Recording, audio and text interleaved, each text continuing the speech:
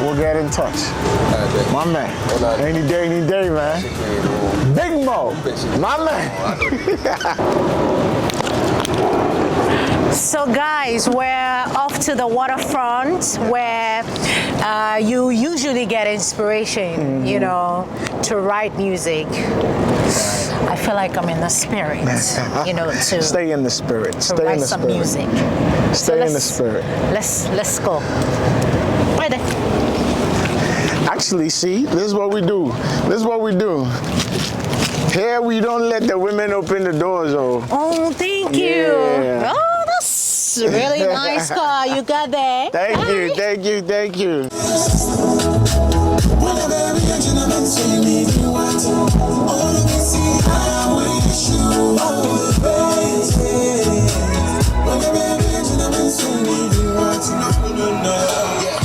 So yeah, we're leaving the industrial area. Okay. We're gonna hit the highway and then head towards Queens. We're heading towards Gantry Plaza. Okay. There's a huge stage park that connects you from Queens into Manhattan. But we're not gonna get on the ferry. Okay. So you're wishing who exactly well in this track that we're listening to?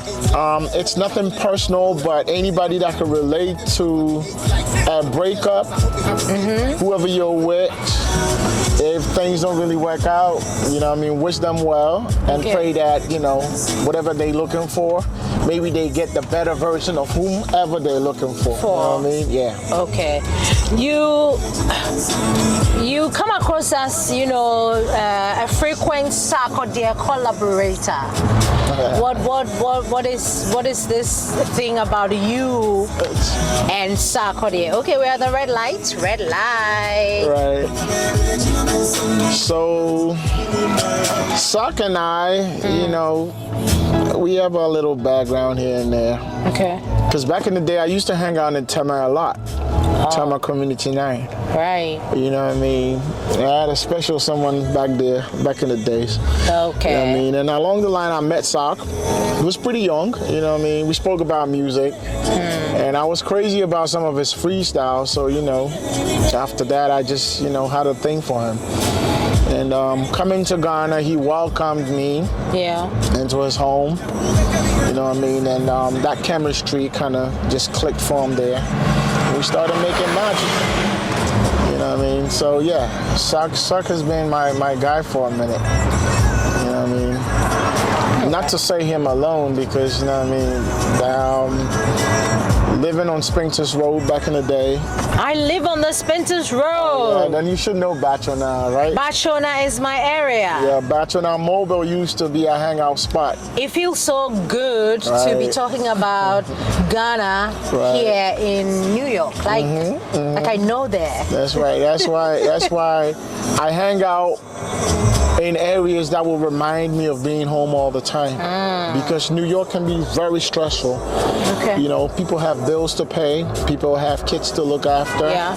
You know what I mean? So sometimes the hustle and bustle gets to you. You know what I mean? And as a black man, as an African, the last thing you want is depression to get, you know, a hold of you. Because people can't really handle it, you know what I mean? You need to be right in there, exactly, to be able to move things. Just a lot of people depend on you, you know, so yeah, that's how we get along. Hunts Point is generally like an industrial area. Okay. So, this Ghana, what you call it? Where we get our parts and stuff. And they're hidden like commercial space where you can buy goods for wholesale prices. Oh, you know, so this is like the business center of everything.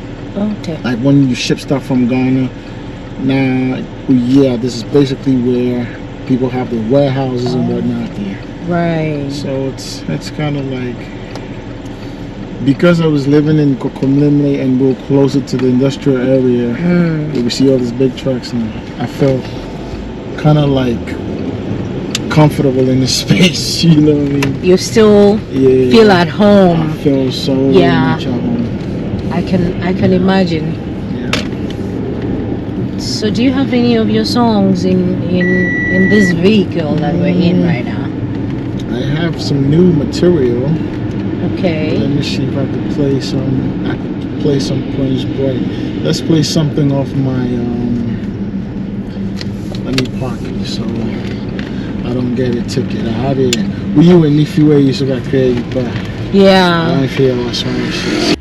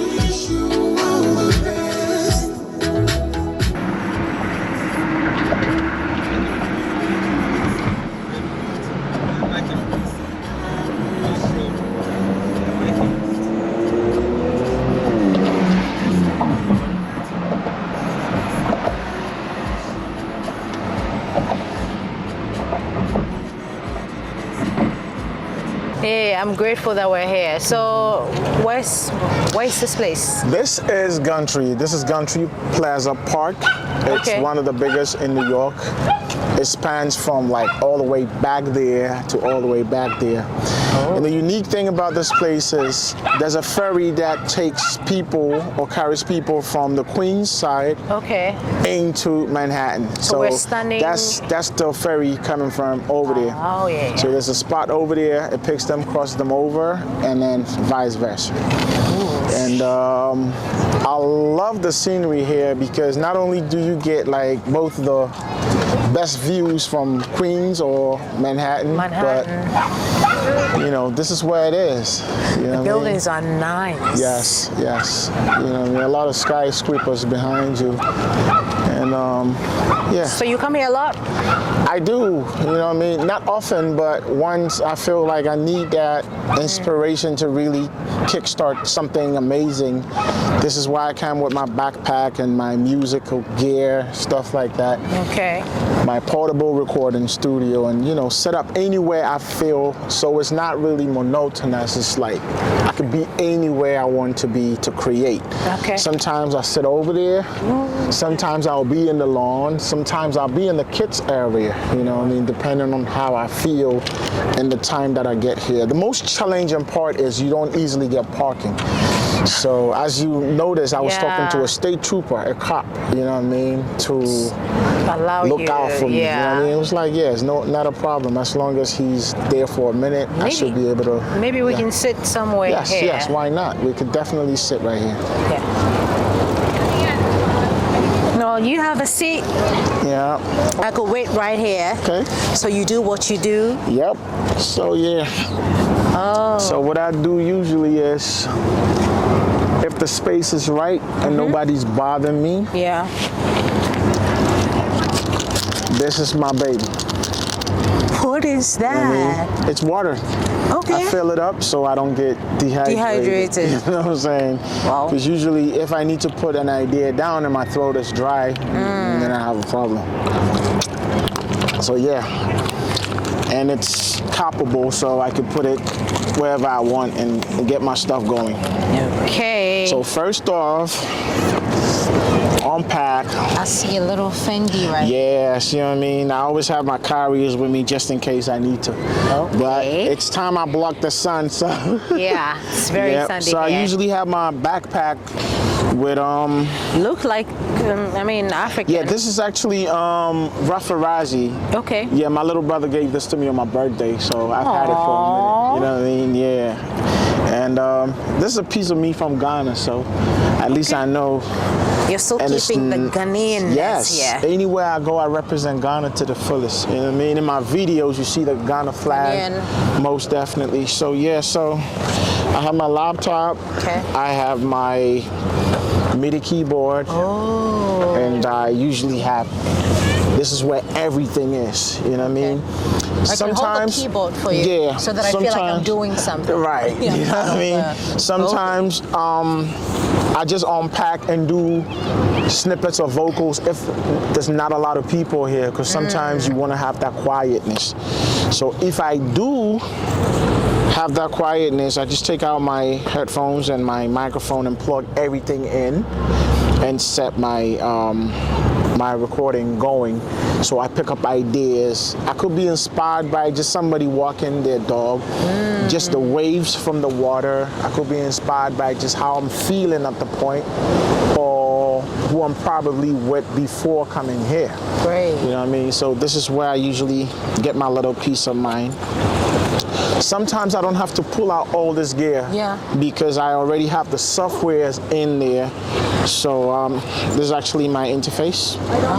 You know what I mean? Yes. All very petite, so I can carry it anywhere. What's your favorite color? Red? My favorite color is white. White. But red is to alert me that I am serious about my business and things got to be done. You know what I mean? So I'm red hot and ready to go. Let's talk about the music that you're so passionate about. So people start something and then all of a sudden it's not really exciting to them anymore. They quit at a point. But it doesn't look like you have quit the music that you have put so much effort into. You're still here. I mean, we haven't even started talking about, we cannot even finish talking about, your days as, a group Buk Bak, and now that you're a solo artist. Tell me, will this ever stop? Because you're always creating, you're always inspired to do more. Let me allow you to look sexy as you look always. Oh, thank you. Now, I don't think it'll stop for me because it's still a journey, and I see the co-founders who inspired me, the likes of Mr. Kojointry, the likes of Amachi Dede, the likes of Mr. Reggie Rockstone, you know what I mean, the likes of brothers that I started with still keeping the game up to date, you know what I mean, still running it. I think I owe it to my brother Ronnie not to let this die. Yeah. You know what I mean? Live up to the legacy that he left with me and inspire the young ones. You know what I mean? I understand I'm growing, but then I don't let the age get to me because, you know what I'm saying, I'm constantly working my way to a healthy lifestyle. You know what I mean? I eat good. I work out when I can. Yeah. It's really frustrating here in New York. So the least chance I get, I make sure I work out just to keep up, you know what I mean? But music will never die with me. You know what I mean? As long as I am alive and God has given me that strength and ability to create, even if I don't do it for myself, I do it for my children and people who are going to come after me. To you. How many songs do you have as a solo artist? Let's talk about your life as a solo artist. Because, you live here in New York, but then you've managed to put out at least 5 songs that is banging, out there. I know about The Small Thing, the Ofecho badass song. And you're still creating music, and a little bird whispered to me that you're about to release an album of the year. It's a solid one. We're looking forward to that. It's a solid one. So I'm just, thinking, how is it going with you having to, create the music here and go back home and do all the promotions and what have you with the music to still, have you staying here? How is it like for you? It's tough, I may say. It's very, very tough, especially when you are from the Ghanaian background, living overseas, trying to serve your people with the same content that they know you with. I came from the hip-hop high life era where music, as far as what we represented our music for at that point in time, was based on hip-hop and high life. And as Reggie broke the ice, everybody that came after him supported the movement as it being like snippets from hip-hop and high life. You know what I mean? So that era into now, there's been a lot of confusion. So for me to be here, being exposed to reggaeton, being exposed to hip-hop, being exposed to blues, jazz, I have a more wider space to create my music, you know what I mean? And also appeal to many folks as to the confined space within which I was in Ghana. Now, Afrobeat is the order of the day. It's all over New York. Listen, I hear July 4th, Word of My Mother. Kitty was like on heavy rotation everywhere you go. You know what I mean? Shut up and bend over. All over the place here in New York City. I've heard Wale's Beyonce thing going on. I've heard Samini. I've heard Stonebwoy. Atlanta Stonebwoy, Davido, forget it.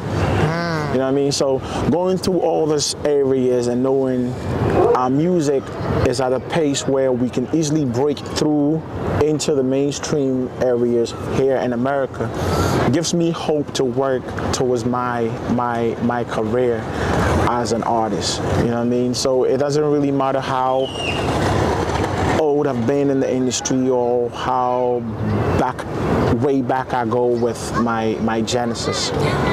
This is the time to make an impact. And whilst I'm alive and seeing all these big folks doing their thing, I believe God Almighty has a space for me, so I'm not quitting until I see the light. So back then when you were Buk Bak, because you mentioned you mentioned something about impact and really making it this time, I want to take you back. Do you think that, you know, back then as Buk Bak, your impact wasn't really felt? Reason why we have to, you know, start all over again?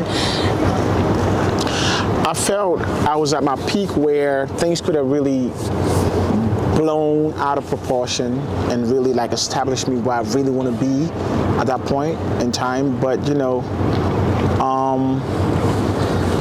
my brother's demise kind of set me back a little bit because I had to take a long time off to be able to get back in the game.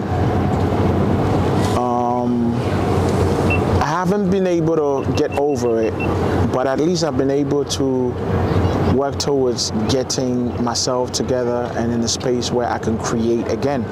Because at a point I wasn't able to go to the studio, because the minute I see the microphone in the studio, I begin to feel like something bad is about to happen. You know what I mean? Anytime music calls and I'm in a musical space or I'm in a creative space, I feel like now something bad is about to happen. I'm gonna die, somebody's gonna die, you know what I mean? Something bad is gonna happen. But then I spoke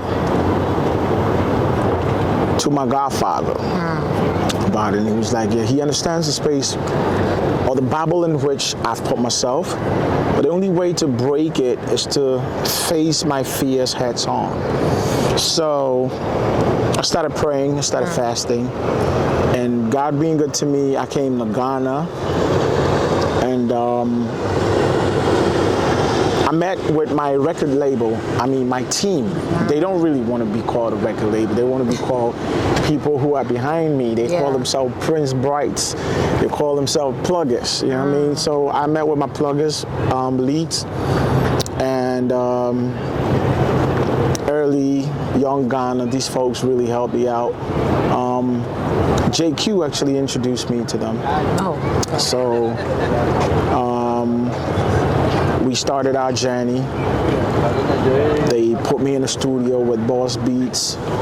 We started everything like off the fly. Everything just came together like boom, boom, boom. In less than 15 minutes, I have one record done, boom, boom, boom. Because I had like 30 minutes to go to the airport from the time we met Boss Beat. Wow. Within 15 minutes, we knocked something. I already did my vocals. Everything was set. I came back to New York from Atlanta. Then we decided we were going to go to Ghana and start something.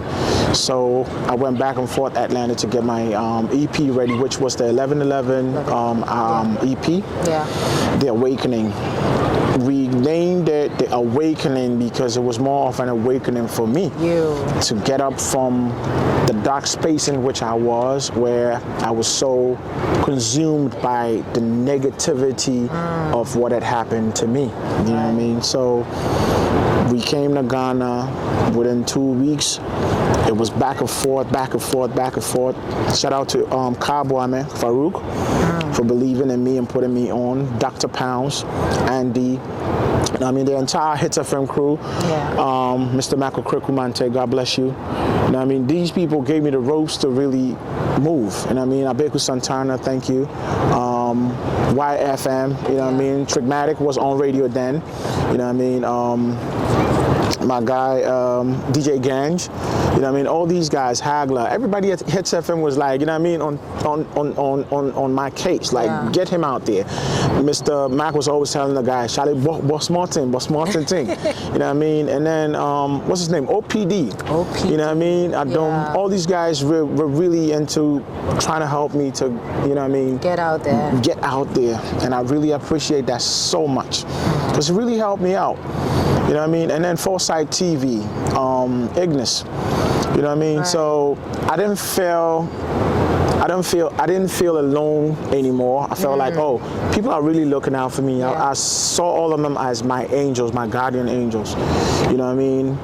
So then again, I was able to make a little impact with my comeback again. Because I'm always doing a comeback. You know what I mean? That's why you hear, Buk Bak is back again. Hey. We're always back again with something, you know what I mean? So I was hidden for a minute. I came back, it was a bang with Colum. And then we came back again, small things. It was a beautiful comeback. And then we did a beautiful piece with Sark. It went a bang. You know what I mean? So God has been looking out for me, and I'm grateful for how far He's brought me and where He's taken me. It's the way you appreciate God and respect Him. We all do, but it's the way you go about it that, you know, catches my attention. When I recall the first when we met, when we were back there eating, you were talking about how impactful God is in your life, your daily activities, how you had to pray 1 a.m. every day, 1:30 I'm up. Makes me wanna ask, how much of an influence do you think God has had on your life, your career, and that of your family? Yo, a big deal, because like I was telling you guys earlier, without prayer in New York, you're nothing, you know what I mean? Because you could be in a room, your own house, a stray bullet could hit you, you know what I mean? You could be in your house, something might hit you, a heart attack, anything crazy might happen. You know what I'm saying? We live in a space, here in America, we live in an environment where things can easily get to you if you let it. You know what I mean? Your bills are attacking you. Your people are depending on you. You know what I mean? Your family, everybody looking up to you to make ends meet, to support them. So if you're not able to support the people that you're supposed to be doing, it kind of puts you in a situation where so when controlling the you realize, listen, you know what I mean, you're drifting towards a dark space, and you don't want to be in that depressive state. You know what I mean? So you always have to keep God closer. And I've believed in one thing: with God, everything is possible.